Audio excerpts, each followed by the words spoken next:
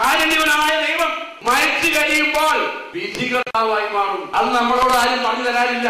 ദൈവത്തിന്റെ സ്നേഹത്തെ കുറിച്ച് വർണ്ണിച്ച് പറയുമ്പോൾ അതിലൊരു മറുവശമുണ്ട്.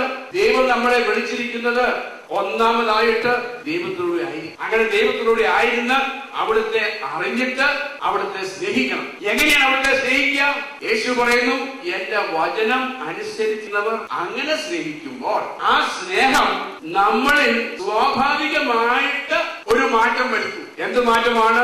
ഞാൻ സ്നേഹിക്കുന്ന യേശുവിന് വേണ്ടി ഞാൻ ജീവിക്കുക. എന്റെ ജീവിതകാലം മുഴുവനും അവനെ സേവിക്കുക. വേദവാക്യത്തിൽ പഠിച്ചു അറിയുക, സ്നേഹിക്കുക, സേവിക്കുക. ഇത് മൂന്നും നടന്നിട്ടുണ്ട്. ഇത് ദൈവം നമ്മളെ ശിക്ഷിച്ചതിന്റെ കാരണം അതാണ്. അവിടുത്തെ അറിയുക, അവിടുത്തെ സ്നേഹിക്കുക, അവിടുത്തെ സേവിക്കുക.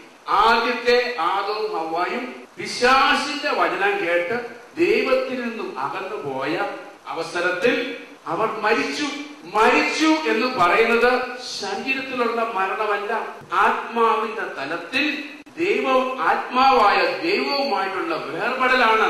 അല്ലാതെ മനുഷ്യന്റെ ആത്മാവ് മരിച്ചെന്നല്ല. മനുഷ്യന്റെ ആത്മാവ് ദൈവത്തിന്റെ ആത്മാവിൽ നിന്നും വേർപെട്ട അവസ്ഥയ്ക്കാണ് ദൈവം വിളിക്കുന്നത് മരണം. ആ വേർപെടൽ, അങ്ങനെ വേർപെട്ടു പോയ ആദത്തിന്റെ സന്തതികളായിട്ടാണ് ഈ ലോകത്തിലുള്ള സർവ മനുഷ്യരും പിറന്നു വീഴുന്നത്.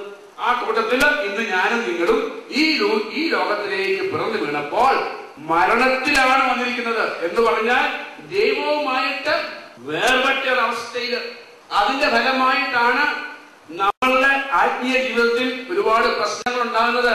കാരണം എന്റെ ആത്മാവിന് എനിക്കെതിരെ വരുന്ന പ്രലോഭനങ്ങളെ നേരിടാനുള്ള ശക്തിയില്ല. ഏത് പ്രലോഭനത്തിലും ഞാൻ വീണുപോകും. കാരണം ദൈവത്തിന്റെ ജീവൻ എന്നിലില്ല. എന്റെ മനസ്സില് ഞാൻ ജനിക്കുന്ന സമയം മുതൽ ഇന്ന് വരെ അനേകം വ്യക്തികളിലൂടെ ഒരുപാട് മുറിവ് വന്നിട്ടുണ്ട്. എന്റെ മനസ്സില് തിരസ്കരണങ്ങളും പരാതികളും സങ്കടങ്ങളും ആകുലതകളും ഭയങ്ങളും അവകാശബോധവും അങ്ങനെ അനേകം വിധത്തിൽ എന്റെ മനസ്സ് മുറിവേറ്റിരിക്കുക. ഇതിന്റെയൊക്കെ ഫലമായിട്ട് എന്റെ ശരീരം രോഗം കൊണ്ട് നിറഞ്ഞിരിക്കുക. അതിന്റെയൊക്കെ ഫലമായിട്ട് ഞാൻ കുടുംബജീവിതത്തിലേക്ക് വരുമ്പോൾ ഞാൻ എന്റെ ജീവിത പങ്കാളിയുമായിട്ട് എനിക്ക് സ്നേഹിക്കാൻ പറ്റുന്നില്ല. ഭാര്യ പറയുന്നത് ഭർത്താവിന് സ്വീകരിക്കാൻ പറ്റുന്നില്ല, ഭർത്താവ് പറയുന്നത് ഭാര്യയ്ക്ക് സ്വീകരിക്കാൻ പറ്റുന്നില്ല. ഇങ്ങനെ പോകുന്നു മനുഷ്യന്റെ കഥ. ഇതിനെല്ലാം പരിഹാരം കണ്ടെത്തുന്നത് പിന്നെ വേറെ എവിടെയെങ്കിലും. ഇന്ന് മനുഷ്യൻ അനുഭവിക്കുന്ന സർവ പ്രശ്നങ്ങളുടെയും പിന്നിൽ ഒരൊറ്റ കാരണമുണ്ട്. ദൈവവുമായിട്ട് കൂട്ടായ്മയിലല്ല. ദൈവത്തിന്റെ വിളിക്ക് മനുഷ്യൻ പ്രത്യുത്തരം കൊടുത്തിട്ടില്ല. നമ്മള് ജനിക്കുമ്പോഴേ വേർപെട്ട അവസ്ഥയിലാണ്, ദൈവവുമായിട്ട് വേർപെട്ട അവസ്ഥയിൽ. ഈ അവസ്ഥയിൽ നിന്നും നമ്മളെ തിരിച്ച് ദൈവത്തിലേക്ക് കൊണ്ടുവരാനായിട്ട് മനുഷ്യന്റെ യാതൊരു മാർഗങ്ങൾക്കും സാധ്യമല്ല. മനുഷ്യന്റെ പാപം നിറഞ്ഞ മനുഷ്യന്റെ ആത്മാവിനെ ദൈവവുമായിട്ട് വീണ്ടും കൂട്ടായ്മയിൽ വരാൻ അസാധ്യം. അതിനൊറ്റ മാർഗമേ ഉള്ളൂ. എന്റെയും നിങ്ങളുടെയും ശിക്ഷ മറ്റൊരാൾ വന്ന് ഏറ്റെടുത്തിട്ട് നമ്മളെ സ്വതന്ത്രരാക്കുക. അങ്ങനെ സംഭവിക്കണമെങ്കിൽ പാപമില്ലാത്ത ഒരു മനുഷ്യൻ വരണം. അതിനു വേണ്ടിയാണ് ദൈവം മനുഷ്യനായി അവതരിച്ചത്. ആദത്തിന്റെ ഛായയിലല്ല വന്നിരിക്കുന്നത്. കാരണം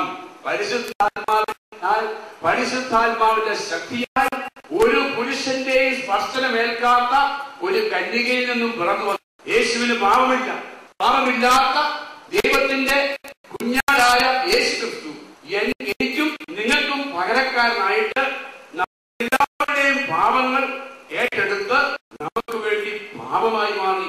ആ പാപത്തിന് പരിഹാരമായിട്ട് കുരിശിൽ മരിച്ചു. നമ്മുടെ ശിക്ഷയായ മരണം അവൻ ഏറ്റെടുത്തു. എന്ത് ശിക്ഷയാണ്? ശാരീരികമായ മരണം. അതിനേക്കാളും വലിയൊരു മരണമുണ്ട് നമ്മൾ അനുഭവിച്ചുകൊണ്ടിരിക്കുന്ന മരണം. ദൈവത്തിൽ നിന്നുള്ള വേർപെടൽ. ദൈവാനുഭവത്തിലേക്ക് കടന്നു പോയിട്ടുള്ളവർക്കറിയാം. ദൈവവുമായിട്ട് യഥാർത്ഥമായ കൂട്ടായ്മയെ ജീവിച്ച് അതിന്റെ ആ മാധുര്യം അനുഭവിച്ചവർക്ക് മനസ്സിലാകാം. അല്പസമയം ഈ ദൈവാനുഭവം ഒന്ന് വിട്ടുപോയാൽ